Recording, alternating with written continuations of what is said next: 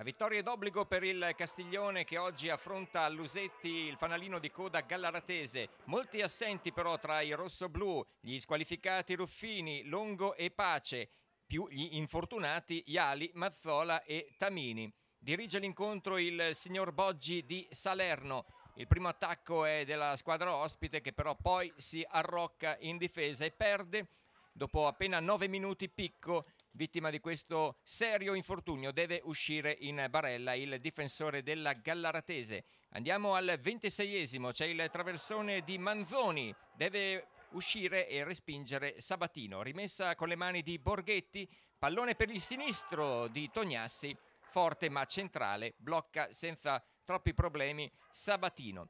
Sono molto più veloci le punte del rossoblù rispetto ai difensori. Qui uscita goffa di Sabatino, Tognassi a porta vuota sbaglia la possibilità di segnare. E poi in conclusione di tempo c'è Morbini in slalom, il suo tiro colpisce la traversa.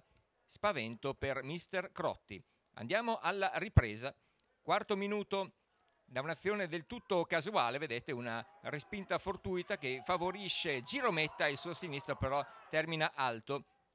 La punizione di Sandrini, il colpo di testa di Piroli appena entrato al posto di Bosio, palla fuori. Avrà modo però Piroli di rifarsi poco dopo al 17esimo. Qui c'è un disimpegno non troppo felice di Piccolo Roaz, il cross di Mazzali per il colpo di testa di Fabio Piroli, che esulta per l'1-0. Rivediamo il traversone di Mazzali perfetto per la testa di Piroli, che questa volta non può sbagliare. La punizione di Sandrini termina di pochissimo a lato.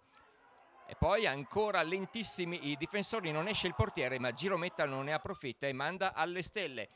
E su quest'ultima occasione capitata sui piedi di Fusco termina l'incontro. Lo Stelgarda Castiglioni, in attesa degli incontri di domani, porta a +8 il vantaggio sul Pizzighettone.